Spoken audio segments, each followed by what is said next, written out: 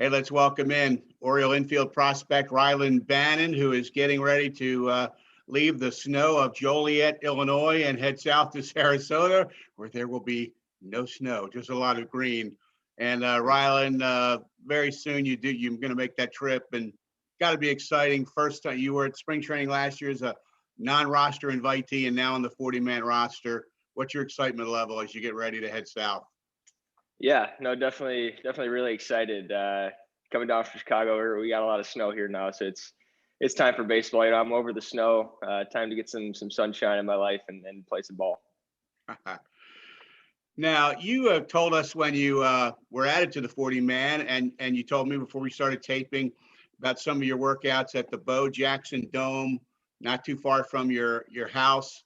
What's that facility like? What does it help you do? Yeah, no, it's an incredible facility. It's a one-stop shop. They got the weight room in there.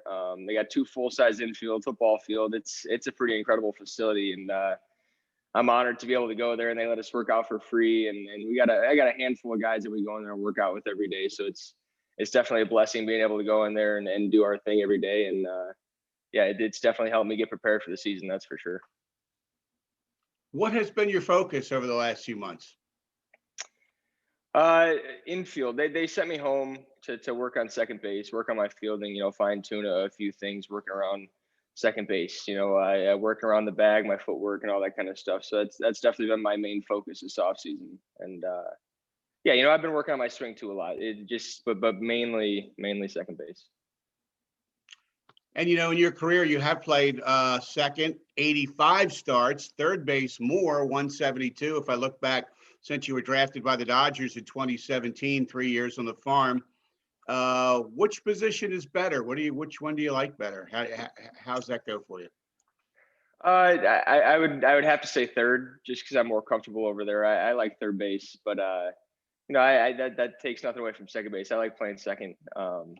It's more fun. I get to show off my range a little bit more over there, but as of right now, I definitely feel more comfortable at third just because I've played there a lot more. But that's also why they sent me home this off season to really hone in on second base and get comfortable over there. What specific things did you work on, or did the club direct you to work on? A lot of like the double play feeds and turns. When I was down at Instructs, we kind of hammered that home.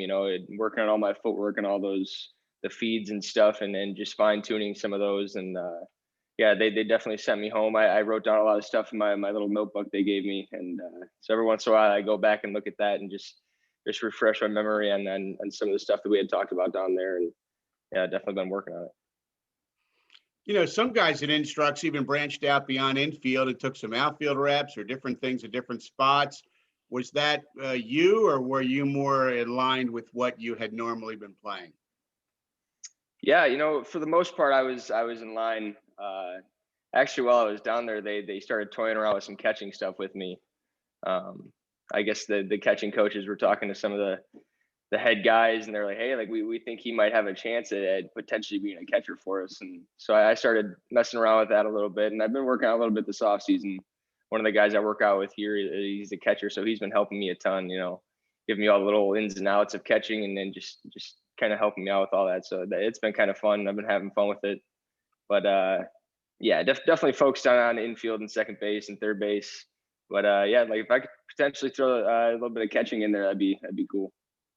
Interesting. Do you think that's something you would get some games during the season, or you think it's just in the look-see mode right now? How do you characterize what the Orioles' level of interest is with that? Yeah, I think that they're definitely kind of interested in it. I haven't talked to any of the big league coaches about it yet. All the minor league coaches are kind of on board with it. But yeah, just gonna go to spring training this year and then just kind of throw it out there, like maybe catch a bullpen or something and see what they think. Have you done it at all before? Never. Not until Instructs this past year. What did the team tell you led them to think that could be a potential future fit? Yeah, when I was out in Bowie at the alternate site, I threw a joke out there one day. We had no catchers for a drill, and I kind of threw a joke out there that I had to get back there.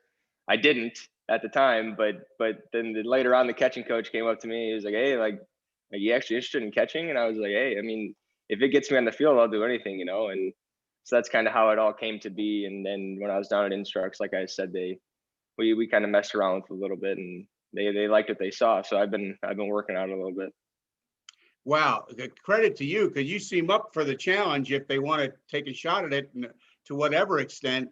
And some guys might shy away from that, man. Talk about a demanding position that requires a lot. That's it. Yeah, no, it's tough for sure, especially when you throw all the blocking stuff into the mix. It'll wear on you for sure. So Rylan, offensively, good on base. Some pop has always been part of your game. Are those two things you're looking to bring when you're in the box? Yeah, absolutely. That's something I've always kind of taken pride in.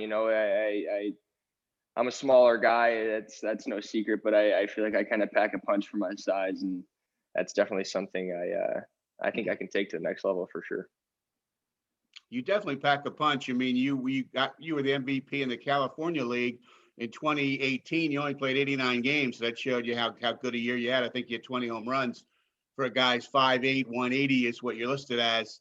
Have you ever had coaches and scouts say your size profiles one way offensively, but your game is another? Has there ever been a fight between those two? Not so much. Not so much from a hitting standpoint. Like earlier, I play a lot of third base, and that's some coaches and tell me I don't really profile as a third baseman, more of a second baseman. So from a size standpoint, that's really the only time I've really heard anything like that. Not so much from a hitting standpoint. And power is so important in the game today. You told us when the Orioles had you the 40-man in November. Weights has always been a big part of your workouts, your preparation. You just always believed in the weight training aspect of this. Is that where the pop comes from? When you get in the box and the weights can't help you anymore, and it's about to swing, what helps you? Yeah, definitely. I take a lot of pride in the weight room.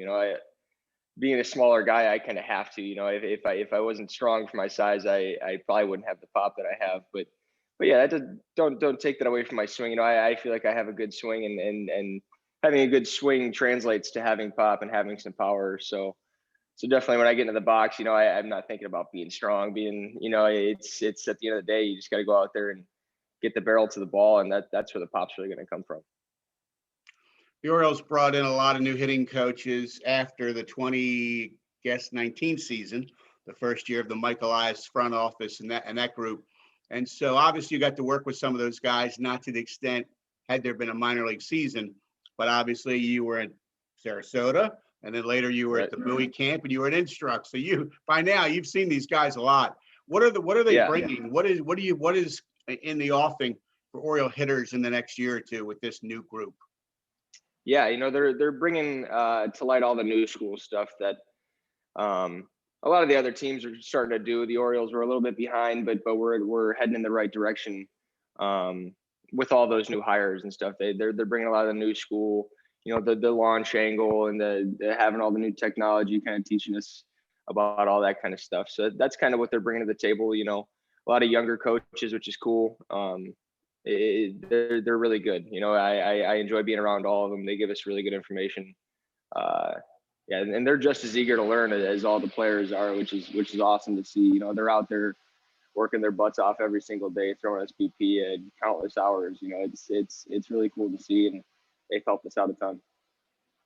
When you look at all the tech now in the game, as more and more is coming as for Oriole hitters, as we've said, is this a good thing? Does it work for you? Are you leery of it in any way? Are you on board? Where do you stand? I like to think I'm right in the middle. I think it's all really cool. But I don't think you can solely base your game off of that. I think that if you use it the right way, it's an incredible tool. But also you can kind of get too far into it, and then you get in your own head a little bit, and you kind of take away from the game as for what it is. So I kind of like to think I stand right in the middle. I think it's cool. I look at all of it, but I don't think about it when I'm in the box trying to hit 95 miles an hour. That's a whole nother game of itself. So yeah, I'd like to think I'm kind of right in the middle. Over the years, I've heard some hitters who have general philosophies, and maybe they attack a fastball early in the count, or look at a specific location, or look for a specific pitch. Do you have any general philosophies hitting wise that you use? I'm kind of plain Jane. I sit on the fastball and I adjust off speed. That's kind of always been my thing. Um, very, very rarely will I sit off speed. Sit off fastball. That's kind of why I like to think I'm Jane. Sit on the fastball, adjust to the off speed.